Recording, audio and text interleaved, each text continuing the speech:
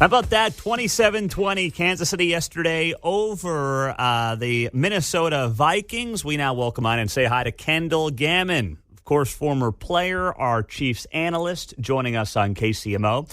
And this report's brought to you by Xfinity, the next generation 10G network, only from Xfinity.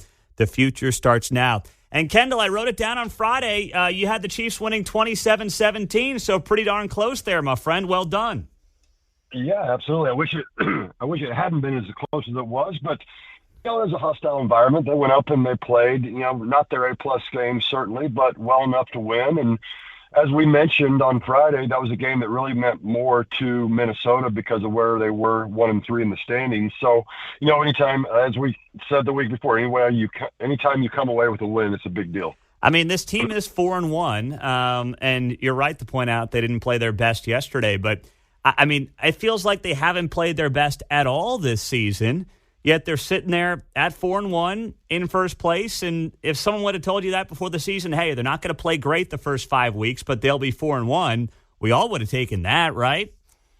Yeah, I think you're right. And it is. It's a work in progress. And I think we were all mistaken on how long it would take for the receivers to really get in sync with Patrick Mahomes. And I still think it hasn't happened, but I think it's getting better. But yesterday, I mean, Pete, when you look at it, 10 different guys catch passes, and Kelsey, 10 receptions, 67 yards is great, but the big thing is just the fact that he's not hurt. I mean, we all, kind of held our breath there at halftime, didn't know what was going on, but he came back in and he balled in the second half. So some good things. I thought Kadarius Toney showed up a little bit, and obviously some of the other guys stepped up. Ross, Watson. I mean, really, it was a team effort certainly there in terms of the receiving game, and then.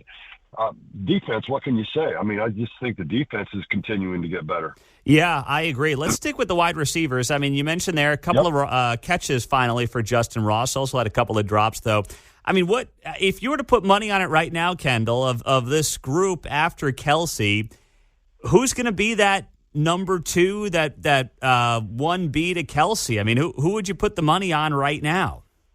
Well, man, that is a tough one.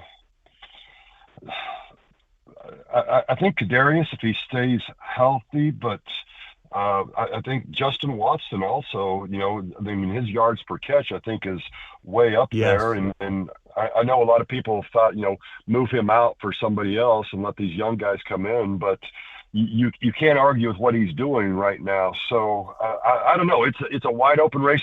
And quite honestly, it may just be it's always wide receiver by committee, but more so than ever this year. You just don't have somebody that's really standing out like we've had in the past. Mm-hmm. No, you're right about that. And there can be pros to that as well.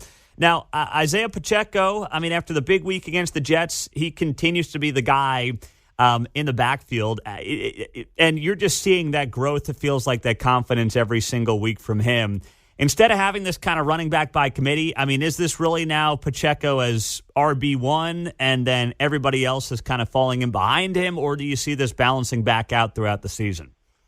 No, I think you're right. I think it is Pacheco, and he's running well. I mean, only 55 yards yesterday on 16 attempts, so just almost 3.5 yards a carry. But the big thing is he has the TD, and he's a threat, and that's the big deal. I mean, KC is a passing offense. I mean, we all know that. But if you have the threat of the run, then that makes the play-action pass all the better. But Pacheco right now, with the way he's running, I think even though he didn't have as many yards this week as last week, I think he's continuing to ascend and get better, and that's going to be a key. I mean, he's certainly the big deal, and I think you're right. It's him.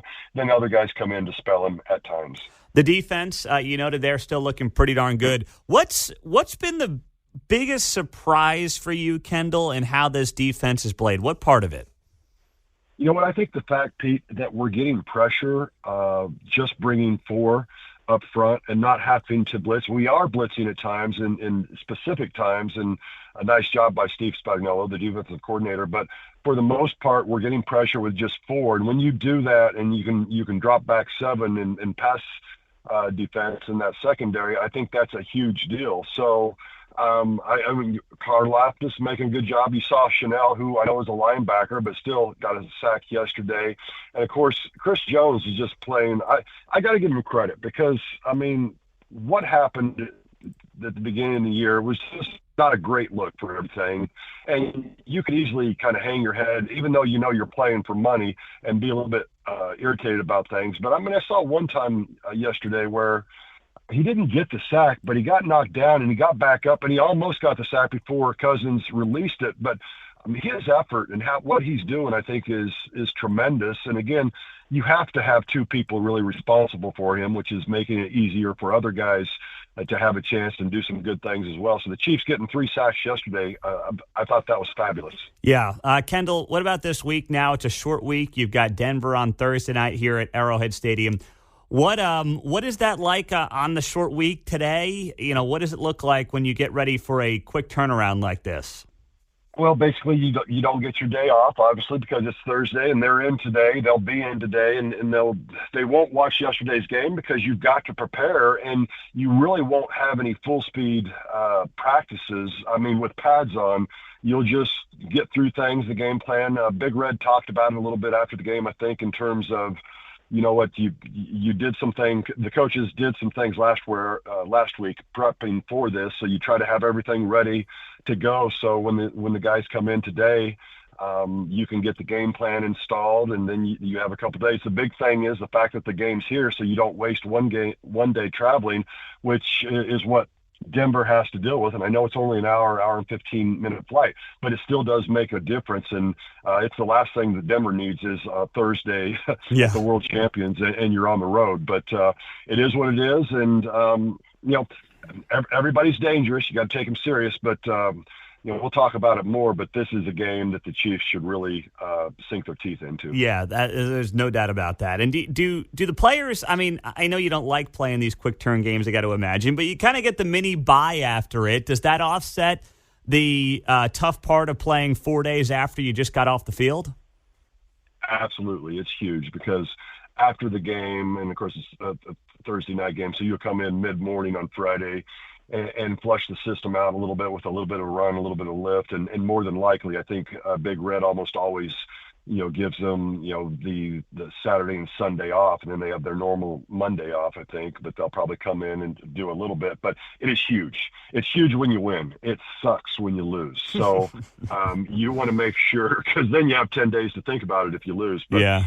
So it is. It's like this mini bye, and it is really, really nice. You're right. Well, Kendall, we'll talk plenty about the Broncos game coming up on Thursday morning. We'll talk to you Thursday and then Friday with the game schedule this week. So we'll do it again on Thursday morning. Thanks for being here.